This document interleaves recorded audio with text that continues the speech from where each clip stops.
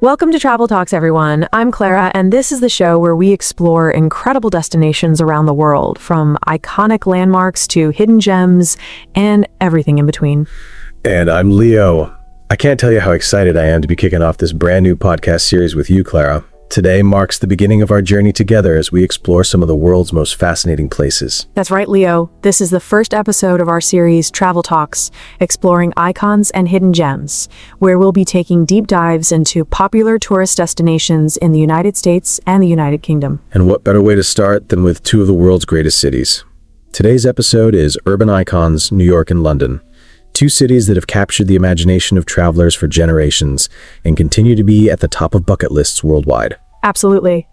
Throughout this series, we'll be examining rich history, architecture, art scenes, natural wonders, and how tourism impacts local communities. And today, we're comparing these two urban powerhouses. I've been fortunate enough to visit both cities multiple times, and let me tell you, each visit brings new discoveries. As Jessie Ware, the British pop star, said about London, "Even when you've spent your whole life there, there's discovery at every turn." I think the same could be said about New York.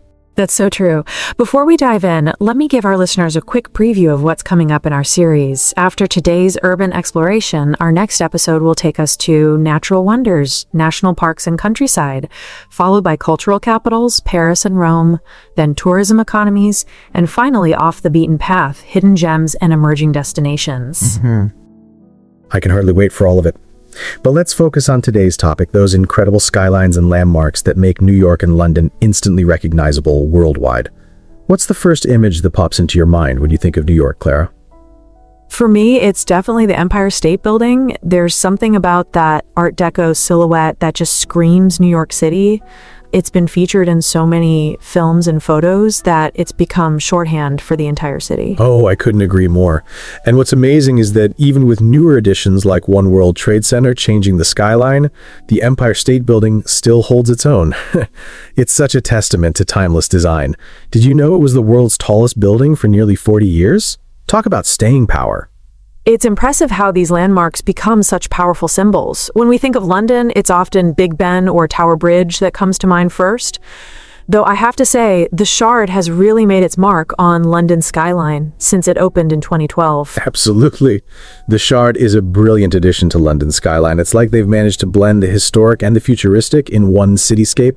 I love how you can see it from so many vantage points around the city. The view from Primrose Hill with the Shard in the distance is just breathtaking. Speaking of views, I think that's one thing both cities do incredibly well. They offer spectacular vantage points to take in their skylines. In New York, you've got classic spots like the Top of the Rock or the Empire State Building observation deck, but I also love the view from Brooklyn Bridge Park. Oh, yes.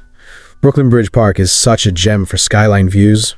I had a picnic there last summer, and watching the sunset behind the Manhattan skyline was absolutely magical. The way the light hits those skyscrapers, pure gold.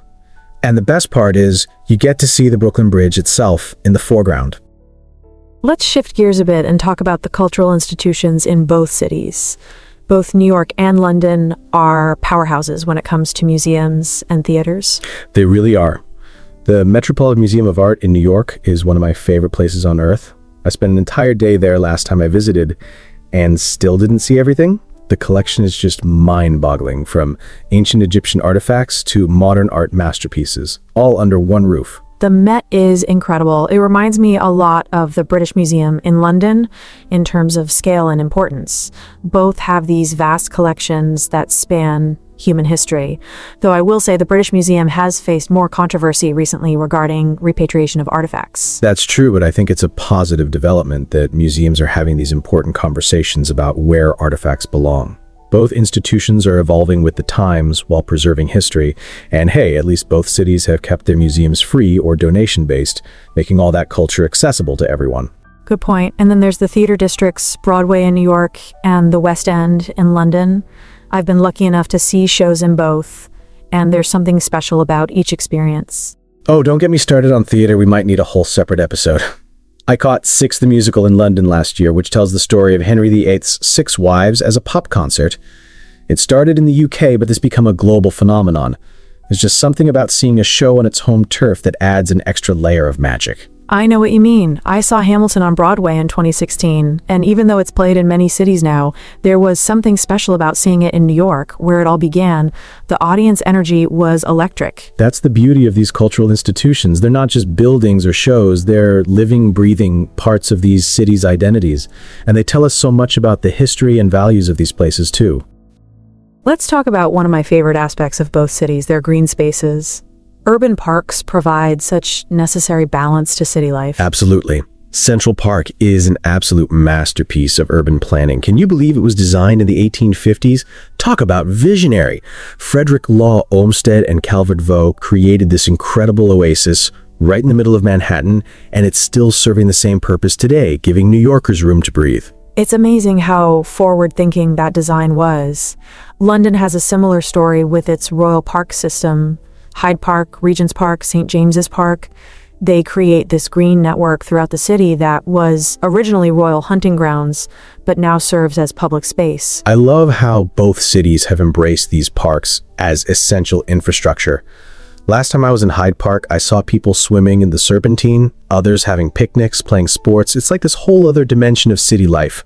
And the same goes for Central Park with its Sparting Lake, zoo, and those amazing rocky outcrops where you can escape the grid for a while. I think these parks also show how the cities change with the seasons. I remember visiting Central Park during fall once, and the colors were just spectacular. Then in winter, you get ice skating at Woolman Rink. The parks give the cities this natural rhythm. That's such a beautiful way to put it. And speaking of seasonal experiences, spring in London's parks is pure magic. The daffodils in St. James's Park with Buckingham Palace in the background, it's like something out of a fairy tale. These green spaces really do showcase the best of each season. They're also important historical spaces. Central Park has Bethesda Terrace, Strawberry Fields, dedicated to John Lennon. All these layers of New York history embedded in the landscape. Exactly. And Hyde Park has Speaker's Corner, where people have been publicly debating since the 1800s, a physical embodiment of free speech. I love how these parks aren't just pretty spaces but are woven into the cultural fabric of these cities. They're living museums in their own right. When we talk about New York and London, we often focus on the iconic centers, Manhattan and Westminster, but both cities are so much more than that.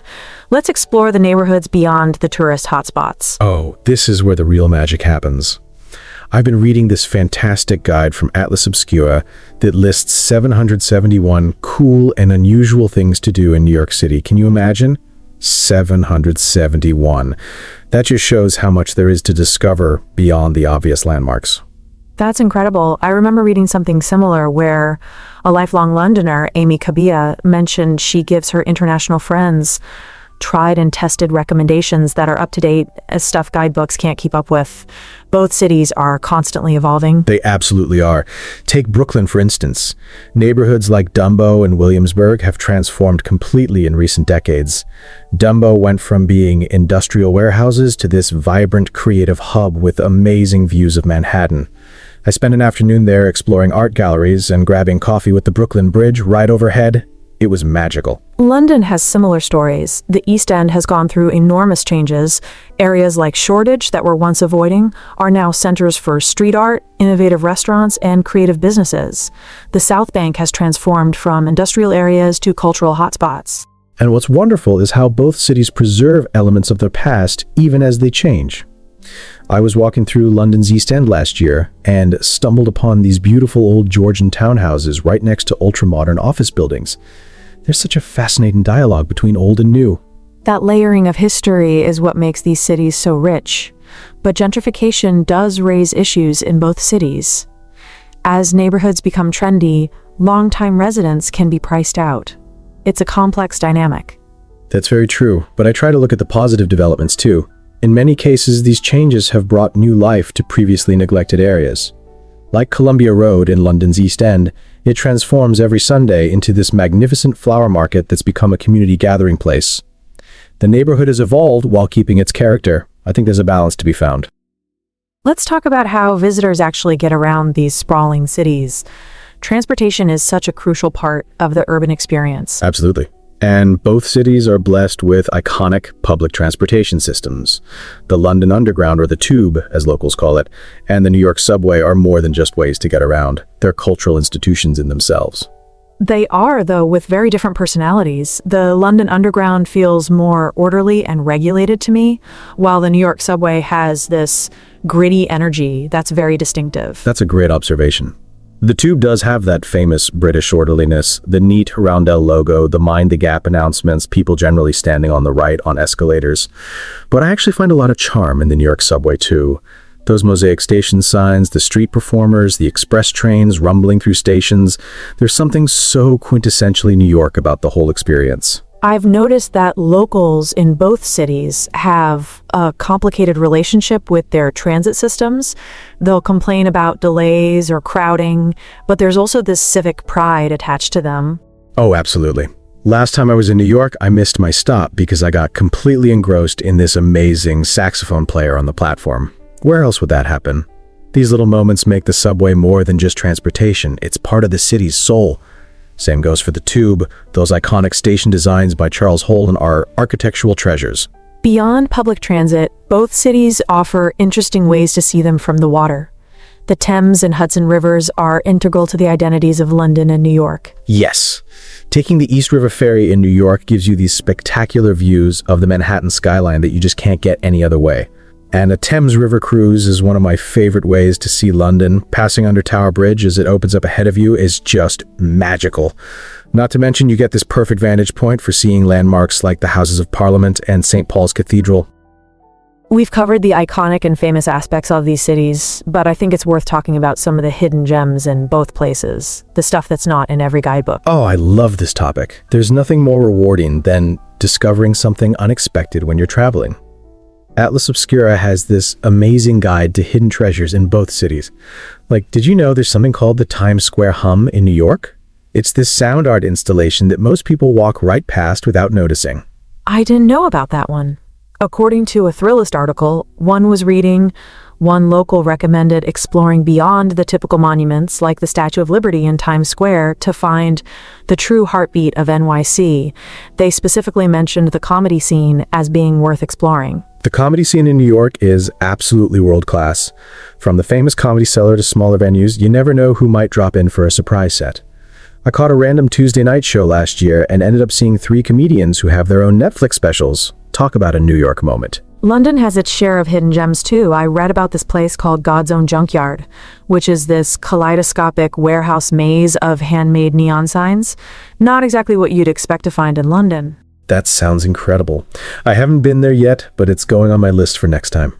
I did visit the Twinings tea shop on my last London trip though. It's been there for 300 years and supposedly supplies tea to the Queen. Well, I guess now the King.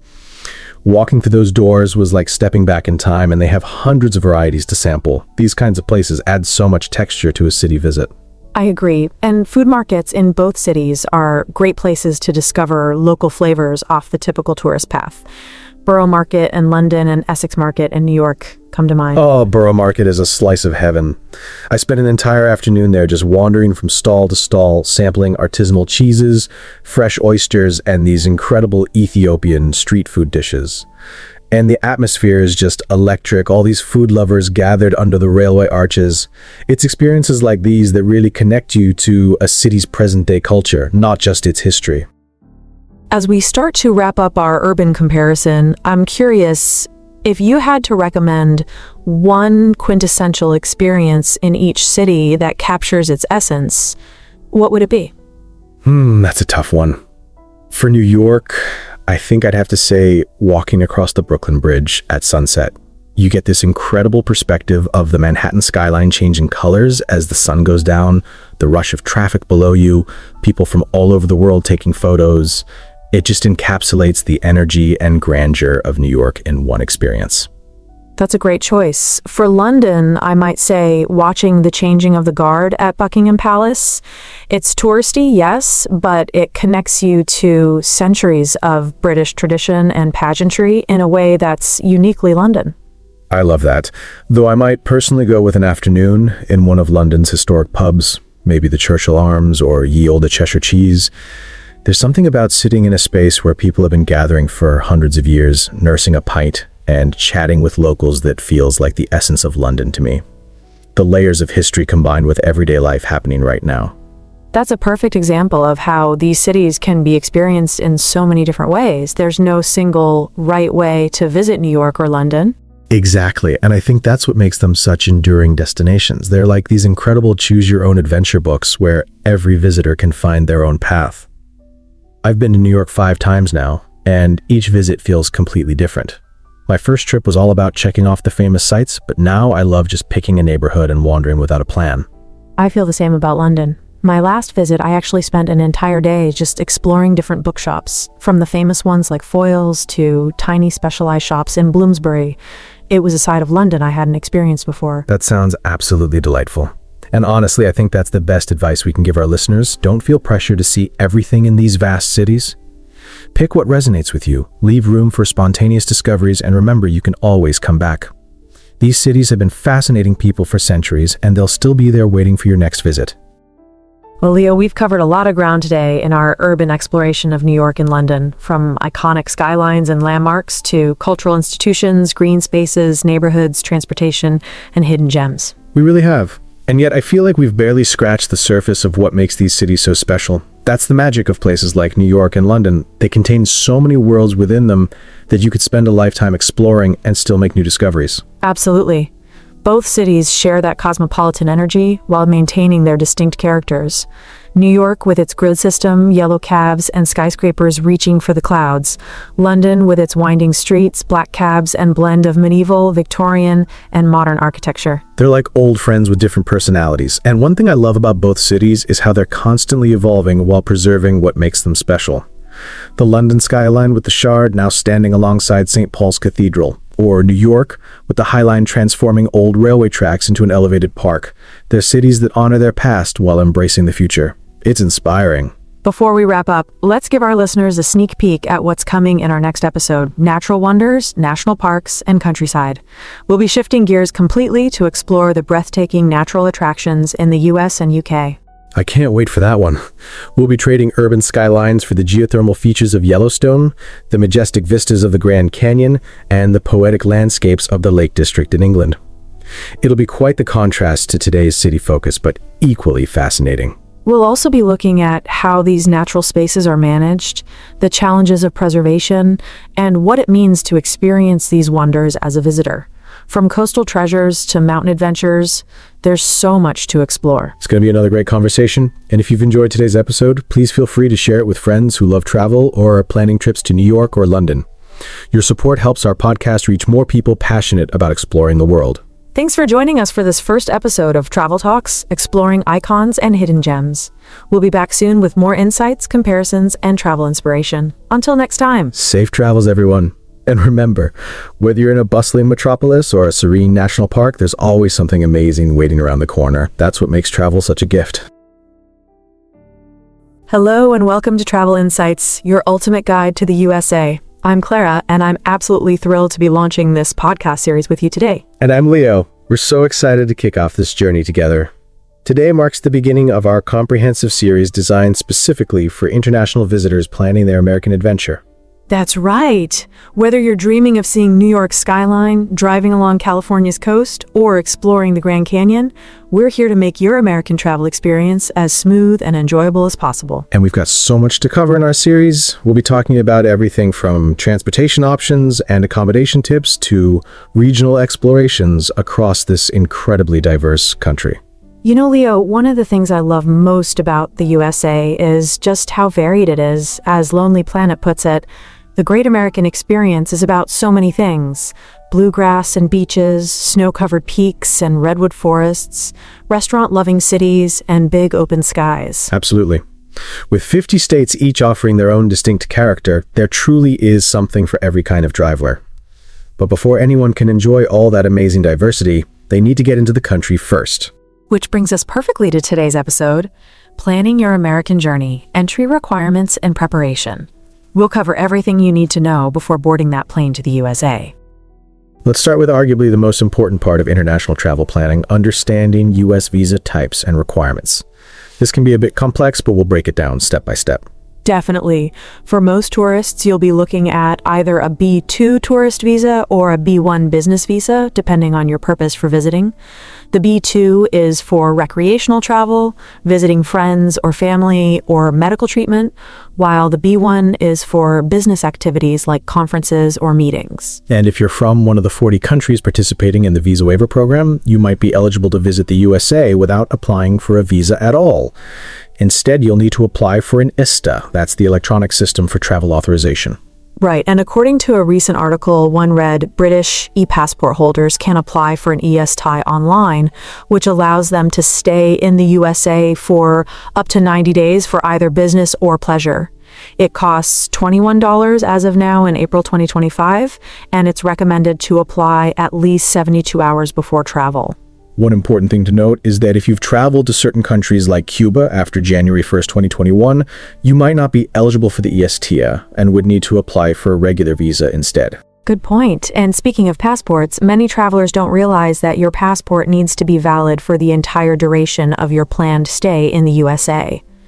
Some countries require 6 months of validity beyond your departure date, but the US specifically requires it to be valid for your whole visit. Exactly.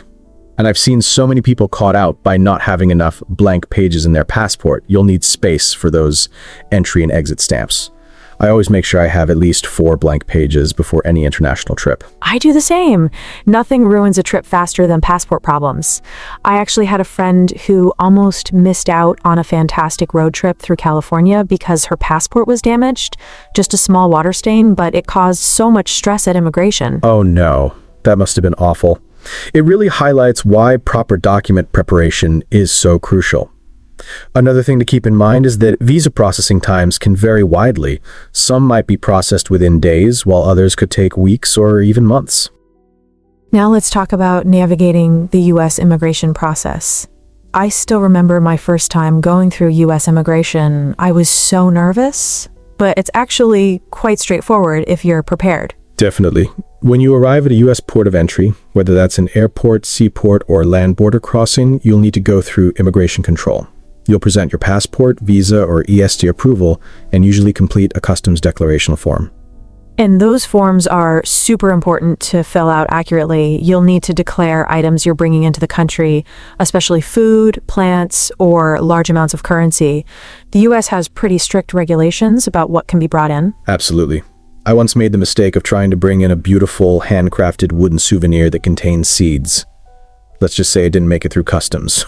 Learn from my mistakes, folks. Oh, that's so sad. But yes, it's better to be safe than sorry. What about the immigration interview? That's often what makes people most nervous. Good question. The immigration officer will typically ask about the purpose of your visit, how long you're staying, where you'll be staying, and sometimes about your employment or financial situation to ensure you have the means to support yourself during your visit. And it's worth mentioning that many major U.S. airports now have automated kiosks that can speed up the entry process. Programs like Global Entry are fantastic for frequent travelers to the U.S. It saved me hours of waiting in line. Those kiosks are a game changer. Although sometimes you might still be selected per secondary inspection, which is just a more detailed check. It doesn't necessarily mean you've done anything wrong. Sometimes it's random. Sometimes it might be because something in your answers raised a question. Exactly. If that happens, just stay calm, answer questions honestly, and be patient. It's all part of ensuring everyone's safety. Let's move on to essential pre-trip planning. One of the first things to consider is timing your visit. When do you think is the best time to visit the USA, Clara? That's such a great question, and the answer really depends on where you're going. The USA is so vast that it has incredibly diverse climates and seasons. According to what I've read, because of the country's geographical spread, there's something to see and do at almost any time of year. Absolutely. If you head into California's beaches, summer is fantastic. For Florida, winter is actually ideal because you avoid the intense heat and humidity of summer. And New York is magical during Christmas, though I personally love it in the fall when Central Park is full of colorful leaves.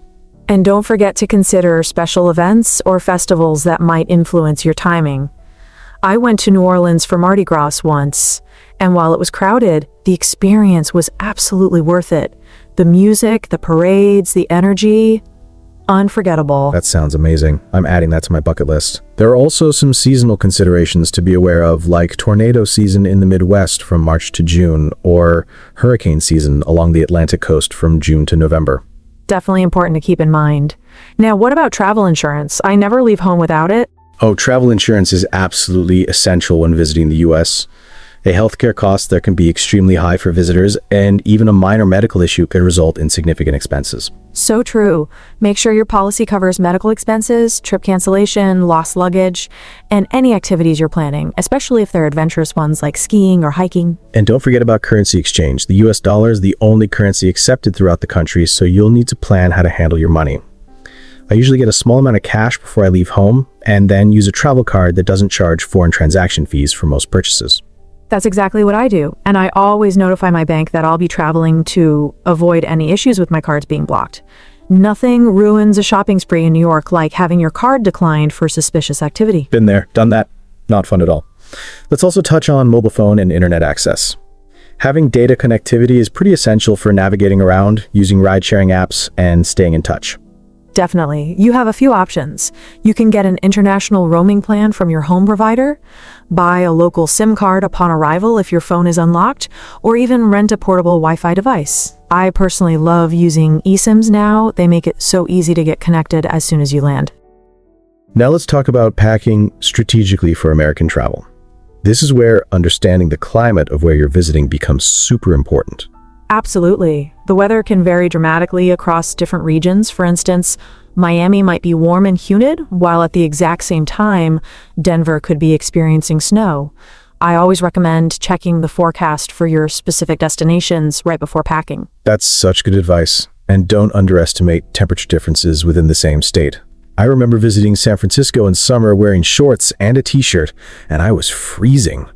Mark Twain wasn't kidding when he supposedly said, "The coldest winter I ever spent was a summer in San Francisco." Ha! So true. Also important to note is that the US uses different electrical outlets and voltage than many other countries. They use 110 to 120 volts compared to the 220 to 240 volts used in Europe, Asia, and Australia. Right. You'll need a plug adapter for sure, and possibly a voltage converter depending on your devices. Most modern electronics like phones, laptops, and cameras have built-in converters, but always check your specific items. Another crucial packing tip is to make sure you have all your essential documents well organized. I keep mine in a special travel wallet: passport, visa documentation, travel insurance information, hotel reservations, and return flight details. Smart. And make digital copies too. I email myself scans of all important documents and also share them with a trusted friend or family member in case of emergencies. Let's talk about medication guidelines too. If you take prescription medications, it's best to keep them in their original packaging with the prescription label visible. And it's a good idea to bring a letter from your doctor explaining what they're for, especially for controlled substances. Absolutely essential advice. Also, while many over-the-counter medications are available in the US, the brands and formulations might be different from what you're used to. I always bring my preferred pain relievers, allergy medicines, and any other basics I know work for me. Same here. And don't forget practical items that international travelers often overlook, like a good power bank for your devices, a reusable water bottle for those long sightseeing days, and comfortable walking shoes. Americans tend to walk less than people in many other countries, but as a tourist, you'll likely be on your feet a lot. Our final segment for today covered digital resources for US travel. Technology can really enhance your American adventure if you know which tools to use. Definitely. Let's start with essential travel apps. Navigation apps are absolute must-haves. Google Maps works well throughout the US, but I also like to have a backup like maps.me that works offline just in case. Great suggestion. For transportation, apps like Uber and Lyft are widely used in most American cities and can be more convenient than trying to hail a taxi on the street. And don't forget about public transit apps specific to the cities you're visiting, like the NYC Subway app or the LA Metro app. For accommodation, I love having the major booking platforms like Booking.com, Airbnb, and Hotels.com. And for experiences, TripAdvisor and Viator are fantastic for finding tours and activities, often with good discounts if you book in advance. Food is a huge part of the American experience, and I'm always excited to try local specialties. Apps like Yelp and OpenTable are great for finding restaurants and making reservations. And if you're too tired after a day of sightseeing, food delivery apps like DoorDash, Uber Eats, or Grubhub can bring local cuisine right to your hotel. Leo, you're making me hungry. But yes, those are all fantastic suggestions. For visa information and updates, I always recommend going directly to official government sources. The U.S. Department of State's website, travel.state.gov, is the most reliable place for visa information. And don't forget the official CBP Customs and Border Protection website for entry requirement updates. They also have a really helpful app called Mobile Passport Control that can speed up your entry at many U.S. airports. Let's talk about translation tools too. While English is the predominant language, the U.S. is incredibly diverse linguistically. Google Translate can be helpful, especially in areas with large immigrant populations where you might encounter other languages. Absolutely. And for emergency situations, it's crucial to know that 911 is the universal emergency number throughout the United States. It's free to call from any phone, even if you don't have a local SIM card or service. Very important information. I also recommend saving the address and phone number of your country's nearest consulate or embassy in the areas you'll be visiting. Hopefully you'll never need it, but it's good to have just in case. And one last tip, download whatever content you might need when you have good Wi-Fi. Netflix shows for the plane, offline Google Maps for areas with spotty service, or even just saving important reservation emails where you can access them without internet. It's those little preparations that could make your trip so much smoother. Well, Leo, we've covered so much ground today, from understanding visa requirements and navigating U.S. immigration to essential pre-trip planning, packing strategies, and digital resources. I hope our listeners are feeling more prepared for their American adventures. I think we've given them a really solid foundation to build on. And remember, everyone, proper preparation truly is the key to a smooth international travel experience. Taking the time to get your documents in order, understanding entry requirements, and planning ahead can save you so much stress later on. Absolutely. And one of the wonderful things about traveling to the USA is that despite any initial paperwork hurdles, it truly is an incredibly welcoming and diverse destination. As we mentioned, with 50 unique states offering everything from bustling cities to breathtaking national parks, there's something for everyone. I couldn't agree more. Whether you're dreaming of seeing the bright lights of Las Vegas, the stunning natural beauty of places like Yosemite or Glacier National Park, or experiencing the unique regional cultures from the Deep South to New England, America welcomes you with open arms. And we're just getting started. In our next episode, we'll dive into navigating transportation and accommodation in America. We'll explore everything from mastering U.S. airports and domestic flights to ground transportation options across this vast country. Plus, we'll share tips on finding the perfect place to stay for every budget, from luxury hotels to vacation rentals and unique American lodging experiences like ranches and historic inns. We'll also cover booking strategies to help you save money and get the best deals. I'm already excited for it. Until then, we encourage all of you to start your American journey preparations early, double-check those passport expiration dates, and research the specific visa requirements for your nationality. That's great advice. And if you enjoyed this episode, please share it with friends or family who might be planning their own trip to the USA. We'd also love to hear your questions or topics you'd like us to cover in future episodes. Thanks so much for joining us for our very first episode of Travel Insights, your ultimate guide to the USA. We'll see you next time as we continue our journey across America. Hello, everyone, and welcome to the very first episode of Walkabout London.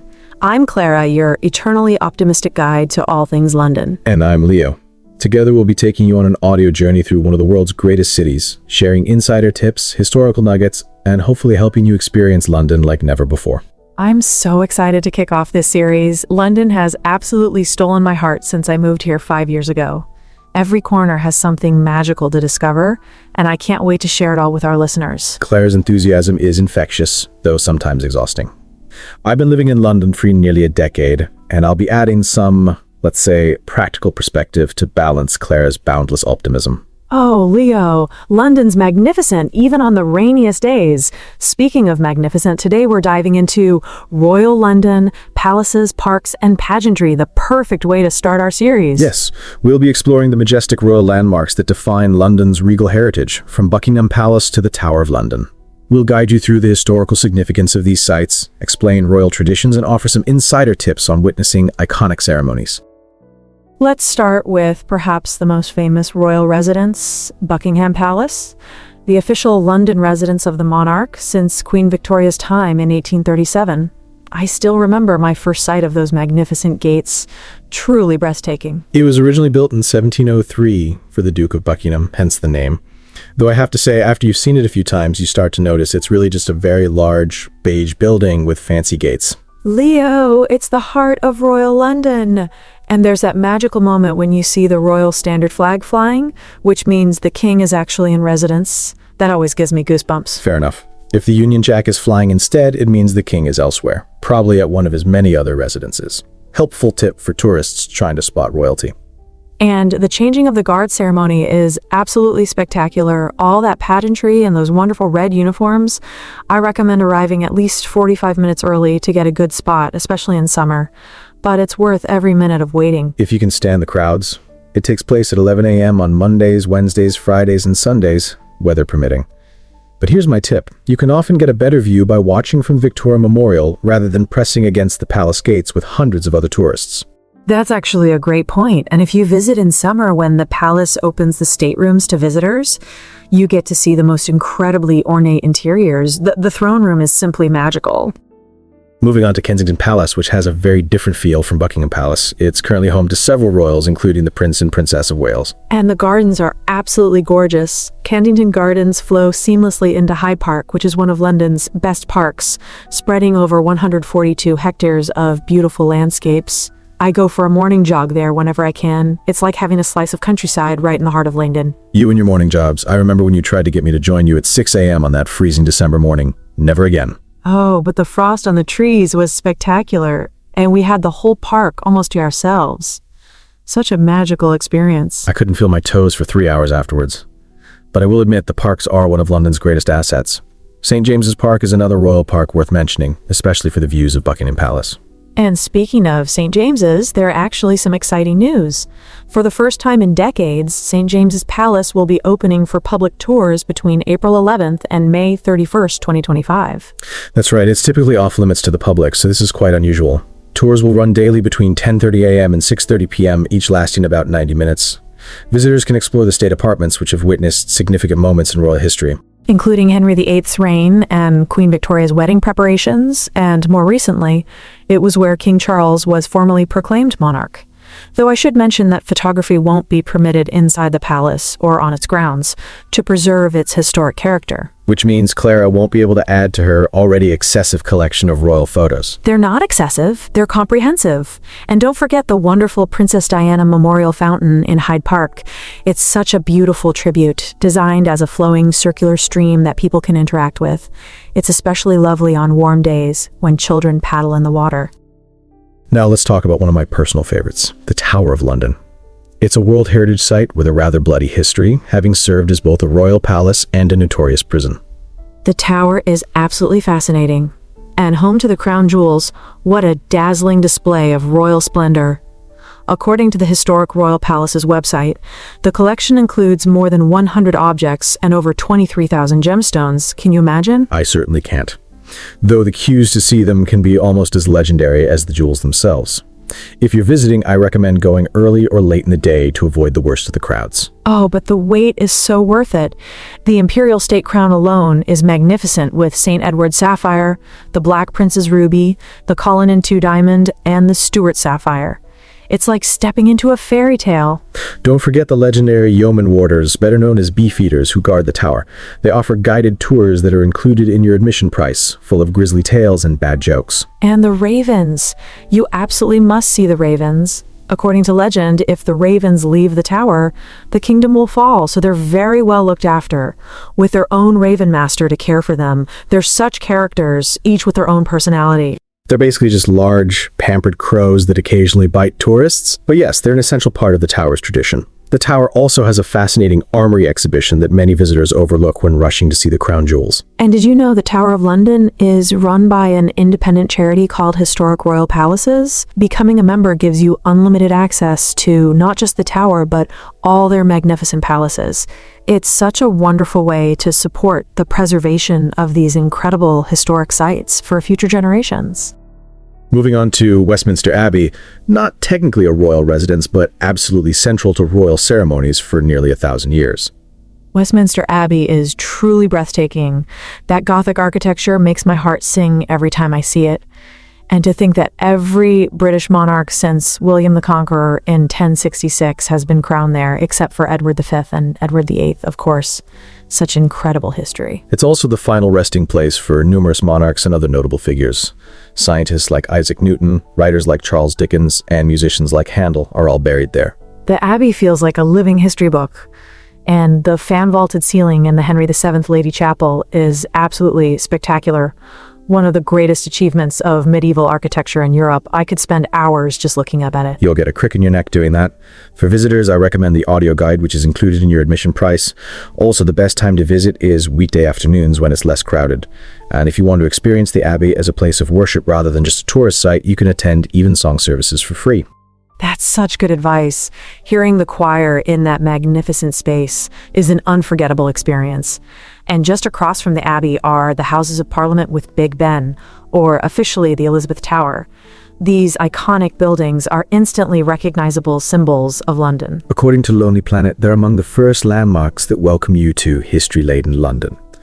Though technically, Big Ben is actually the name of the bell inside the tower, not the tower itself. I love that the Houses of Parliament are right next to Westminster Abbey. It's where the spheres of church and state have existed side by side for centuries. So much of Britain's fascinating history is concentrated in that one small area. Let's talk about some of the royal ceremonies and traditions that visitors might want to experience. The most spectacular is probably Trooping the Colour, the official celebration of the monarch's birthday in June. Oh, Trooping the Colour is magnificent. All those horses and soldiers in ceremonial uniform, military bands playing, and the royal family on the Buckingham Palace balcony for the RAF flypast. It's simply breathtaking. It's held on the second Saturday in June, regardless of when the monarch's actual birthday is. King Charles's birthday is in November. But the tradition of celebrating in summer dates back to when Edward VII, whose birthday was in November, wanted better weather for his birthday parade. That's such a practical royal solution. And even if you can't get tickets for the actual parade, you can line the mall to see the royal procession and the balcony appearance. I did that last year, and it was one of the most joyful experiences, with everyone waving flags and the atmosphere so festive.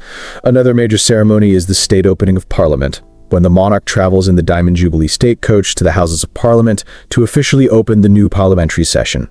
The pageantry is incredible, and there are such fascinating traditions like the ceremonial searching of the cellars of Parliament before the monarch arrives, a tradition that dates back to the gunpowder plot of 1605, when Guy Fawkes tried to blow up Parliament. For those on a budget, changing of the guard ceremonies take place at several locations, not just Buckingham Palace.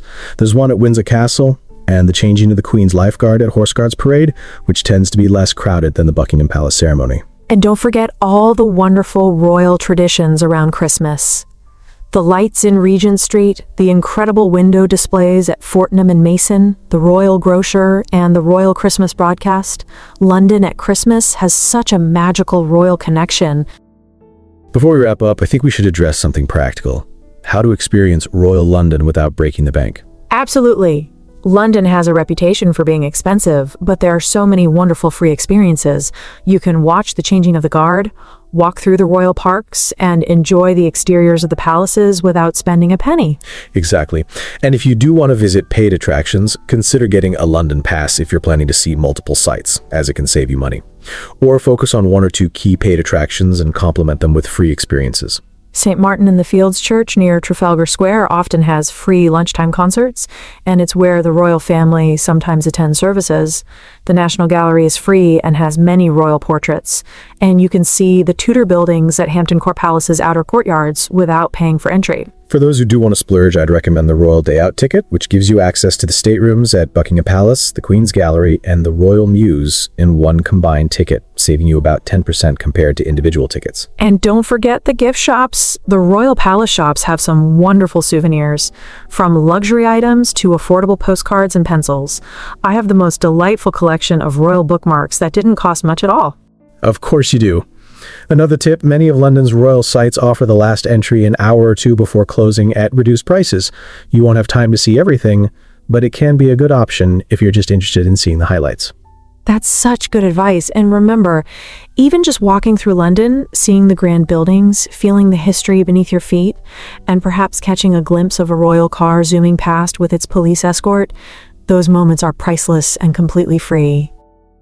Well, we've taken a wonderful royal journey through London today, from the magnificence of Buckingham Palace to the historic Tower of London, from the splendor of Westminster Abbey to the tranquility of the royal parks. We've covered the major royal sites and ceremonies, given some practical tips on how to experience them, and hopefully provided a good introduction to the royal aspects of London. London's royal heritage is such a beautiful tapestry of tradition, history, and living culture. It's one of the things that makes this city so special and unique in the world. No matter how many times I visit these places, I always discover something new and wonderful. And that's what we hope to help our listeners do, discover the many layers of London, both the famous highlights and the hidden gems. Next time, we'll be exploring cultural London, museums, galleries, and theaters. Oh, I can't wait. From the treasures of the British Museum to the modern masterpieces at the Tate Modern, from Shakespeare's Globe to the glittering West End theaters, London's cultural scene is absolutely world-class. We'll be navigating the city's most impressive collections and performances, offering strategies to maximize your cultural experiences without being overwhelmed by the options. And importantly, how to do it without emptying your wallet. If you've enjoyed this episode, please share it with friends and family who might be planning a trip to London or who simply love learning about this amazing city. And join us next time for a deep dive into London's incredible cultural offerings. Until then, keep walking, keep exploring, and as the British say, mind the gap. And look out for those royal ravens. Bye for now. Absolutely. And today we're diving right in with planning pitfalls, avoiding logistical nightmares. Because let's face it, so many travel disasters happen before you even leave home. You know, I think this topic really speaks to a broader trend we're seeing in this age of Instagram perfect travel photos and curated experiences. People are often shocked when their actual trips don't go as smoothly as those picture perfect posts suggest. That's such a good point. And as someone who once showed up at the wrong airport for a flight to Barcelona, don't ask, I've experienced firsthand how easily these planning pitfalls can happen to anyone. Wait, the wrong airport? Leo, you have to tell that story sometime. But yes, over the next 5 episodes, we'll be covering everything from cultural misunderstandings to legal requirements, travel psychology, and ethical tourism practices. Today, though, we're focusing on those logistical nightmares that can derail your trip before it even begins. We'll talk about booking blunders, document disasters, timing troubles, budget breakdowns, and technology traps. Because as smarttravel.com puts it, the best way to have a smooth trip, avoid common travel mistakes. Simple as that sounds, it's surprisingly easy to overlook the basics. All right, let's jump into our first segment, booking blunders. This is probably the most common category of travel planning mistakes and one that can have serious consequences. Oh, absolutely. I'm seeing a real shift in how people approach booking too. There's this growing tension between wanting the absolute best deal and needing flexibility, especially after all those pandemic era cancellations that left people stranded. That's so true. And speaking of deals, one of the biggest mistakes I see people make is focusing solely on the cheapest flight without paying attention to important details like departure and arrival times. I made that mistake last summer. Booked a red-eye to save $75 and ended up spending my first day in Portugal in a zombie-like state. Not worth it. Been there. Another common booking mistake is overlooking layover times. I've seen people book flights with 45-minute connections at massive airports like Chicago O'Hare, which is practically impossible to make if there's even a slight delay. And what about those connections that involve changing airports? I have a friend who booked a flight to New York with a connection that required her to travel from LaGuardia to JFK in under 2 hours. Needless to say, she missed that connection. That's brutal. On the accommodation front, a major mistake travelers make is not thoroughly reading hotel or Airbnb reviews. It's not just about the star rating, it's about understanding what previous guests actually experienced. I'm curious, Leo, do you have a specific strategy for reading reviews? Because there's definitely an art to cutting through the noise. I actually do. I always look for reviews that mention specific details rather than general impressions, and I pay special attention to reviews from travelers similar to me. Solo travelers, for instance, might have different priorities than families. That's smart. And location constraints are another big one people overlook. That super cheap hotel might be cheap because it's an hour from anything you want to see, which means you'll end up spending more on transportation anyway. Absolutely. And according to travel experts, one of the most critical steps that people skip is the simple act of double-checking all reservations and confirmation emails. I make it a habit to print everything out or save PDFs in an easily accessible folder on my phone. You know what fascinates me? How this really reflects our broader relationship with technology. We've become so trusting of digital systems that many people don't feel the need to verify details anymore, but those systems aren't perfect. That's a really insightful observation, and it leads perfectly into another crucial tip. If you're traveling with others, make sure at least one other person in your group has copies of all the booking information. Don't put all your eggs in one basket, or rather one phone. So now that we've covered booking blunders, let's talk about document disasters, which honestly might be even more anxiety-inducing. Oh man, this is the stuff of travel nightmares. The most common document mistake has to be not checking passport expiration dates. Many countries require that your passport be valid for at least 6 months beyond your planned return date. That 6-month rule catches so many people off guard, and it really speaks to how different countries manage their borders and immigration policies. It's fascinating how something as standardized as a passport can have such different requirements around the world. Exactly. And visa requirements are another major area where travelers get tripped up.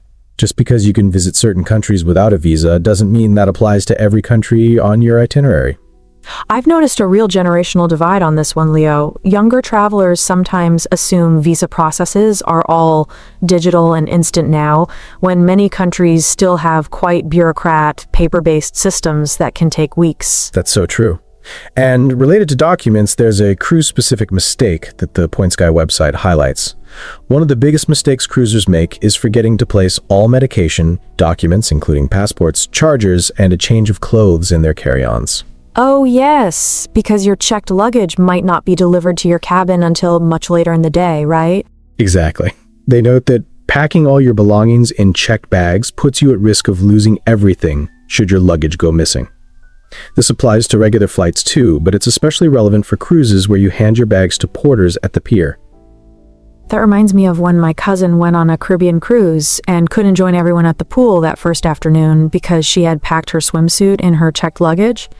She just sat there sweating in her travel clothes while everyone else was having fun. Classic rookie mistake. Here's something I found helpful: creating a comprehensive document checklist tailored to your destination. This includes everything from your passport and visas to travel insurance information, hotel confirmations, and even a basic itinerary. And do you prefer digital or physical copies? Because this is another area where I see attitudes changing rapidly. I'm definitely a both person. I keep digital copies in a secured folder that I can access offline, but I also bring physical copies of the most essential documents. Technology fails, phones get stolen, and in some situations, officials still prefer paper. That's smart. I think the key takeaway here is redundancy. Have backups of your important documents in multiple formats and locations. Because when you're in a foreign country and something goes wrong, that's not the time to realize you can't access crucial information. Next up, let's talk about timing troubles, which might be less catastrophic than document disasters, but can still significantly impact your travel experience. This is something I find particularly interesting because timing issues reflect so much about our modern relationship with time and efficiency. We're all so scheduled in our daily lives that we sometimes apply those same rigid expectations to travel, which is problematic. That's such a good observation. And one of the biggest timing pitfalls is traveling during peak tourist seasons without realizing it. This doesn't just mean summer in Europe or spring break in Florida.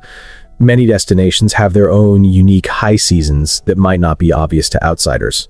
Like cherry blossom season in Japan or carnival in Brazil. And what makes this tricky is that social media has really amplified these must-sees seasonal events, creating even more concentrated demand for already popular times. Exactly. And related to that, another common mistake is not researching local holidays or events that might affect your travel experience. I once planned a trip to Italy without realizing it was Ferragosto, when many businesses and restaurants close for summer holidays. Oh no! How did that work out? Let's just say I got very familiar with the local grocery store's prepackaged sandwich selection. Not exactly the culinary tour of Italy I had imagined. That reminds me of a broader pattern I've noticed. Travelers often approach destinations with a sort of extractive mindset, expecting everything to be available on their schedule rather than respecting local rhythms and rest periods. That's a really insightful way to look at it. And speaking of schedules, another common timing mistake is not building realistic buffer time into your itinerary. This is something I see with Disney World trips too, according to Lears.net, which warns that Disney World can be an exhausting vacation and advises giving yourself some breaks and downtime during the day. That's so true for any destination, but especially theme parks or cities with lots of attractions. There's this pressure to maximize every minute because you've spent so much money to be there. But that approach often backfires. Absolutely. Another timing tip they mention is that if you want to get on all the best rides without paying for Genie Plus and PaperVod, you need to be at the theme parks right at opening time. That kind of insider knowledge about timing can save you both money and frustration. And that applies beyond Disney. There are optimal times to visit most major attractions. The Louvre on a Wednesday evening versus a Saturday morning is a completely different experience. Exactly. The bottom line with timing is to do your research and be realistic. Don't try to cram too much into too little time, and always leave room for the unexpected because in travel, the unexpected is practically guaranteed. All right, let's move on to budget breakdowns because we can't talk about travel planning without addressing the financial side. This is a big one. According to NPR's Life Kit, people get a lot wrong when it comes to paying for vacation, say travel experts, and that can cost serious cash. One of the biggest budget mistakes is not accounting for hidden costs. That's fascinating because it connects to a broader economic trend we're seeing with what some call drip pricing, where the advertised price is just the starting point and various add-ons significantly increase the final cost. We see this with airlines, hotels, even concert tickets now. That's so true. Resort fees at hotels, baggage fees for flights, seat selection charges, these can add hundreds to a trip budget if you're not prepared for them. Even seemingly small costs like airport transfers or tipping expectations can throw off a carefully planned budget.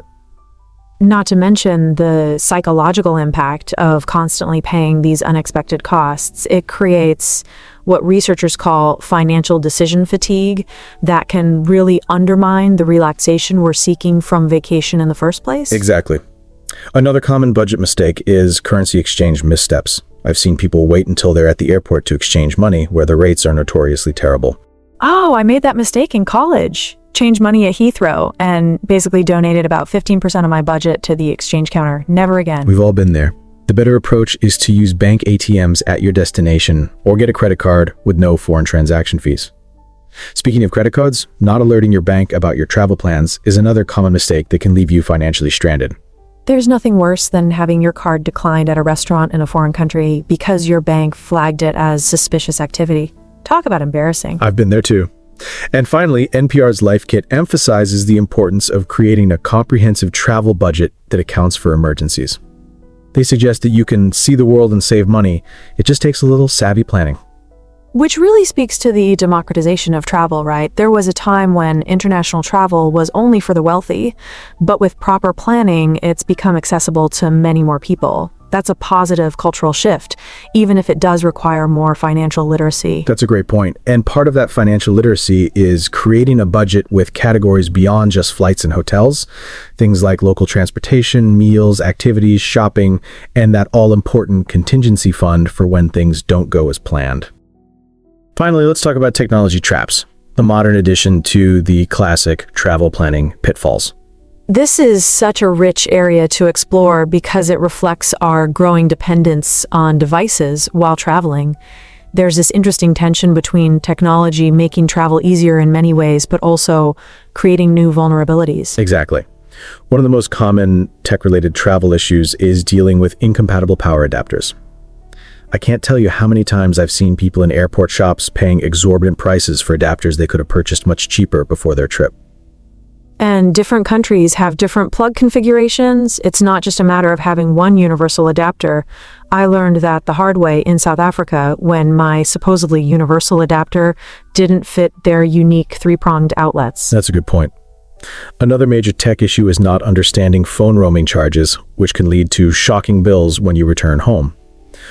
According to travel experts, it's essential to either get an international plan from your provider, use a local SIM card, or rely on Wi-Fi and offline maps. You know what's interesting about this? It shows how technology has created new expectations around constant connectivity. 20 years ago, travelers weren't expected to be instantly reachable or posting updates from their trips, but now there's almost social pressure to stay connected. That's such a good observation. And speaking of staying connected, another tech trap is not downloading essential apps before your trip. Many museums, transit systems, and restaurants now rely heavily on apps for ticketing, ordering, and information. And trying to download these apps on spotty public Wi-Fi or while using precious data roaming is no fun. Which apps do you consider essential for travel, Leo? Great question. I always recommend having a translation app that works offline, a currency converter, maps that you can download for offline use, your airlines app, and possibly a VPN if you're concerned about security when using public Wi-Fi. Those are all great suggestions. And they highlight how technology has fundamentally changed the travel experience for better and worse. Absolutely. And finally, it's crucial to have backup strategies for when technology fails during your journey, because it will at some point. This might mean printing out key reservation details, having physical maps as backup, or simply knowing how to navigate without constant access to your phone. I've actually started intentionally planning certain days of my trips as low-tech days, where I put my phone away and navigate more intuitively. It's amazing how different the experience can be when you're not constantly checking directions or looking for the next photo opportunity. That's a wonderful practice. Technology should enhance our travel experiences, not dictate them. And having the flexibility to adapt when tech fails is part of being a resilient traveler. Well, we've covered a lot of ground today, from booking blunders to document disasters, timing troubles, budget breakdowns, and technology traps. Any final thoughts to wrap up our first episode, Leo? I think the overarching theme here is that thoughtful preparation really does make a difference. As the Point Sky website puts it, a thoughtful approach will lead to far fewer packing mistakes than hurriedly tossing your belongings in a suitcase at midnight when your cruise sets sail the next day. And that applies to all aspects of travel planning, not just packing. What strikes me is how these planning pitfalls reflect broader societal trends, our relationship with technology, our expectations about convenience, how we manage time and money.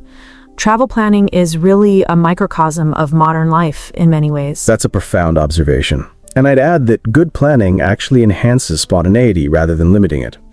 When you've got the logistics handled, you have more freedom to embrace unexpected opportunities that arise during your trip. Exactly, like that time we ran into that street festival in Lisbon because our dinner reservation fell through. Still one of my favorite travel memories. That seafood was incredible, and we would have missed it if we'd been too rigid about sticking to our original plan.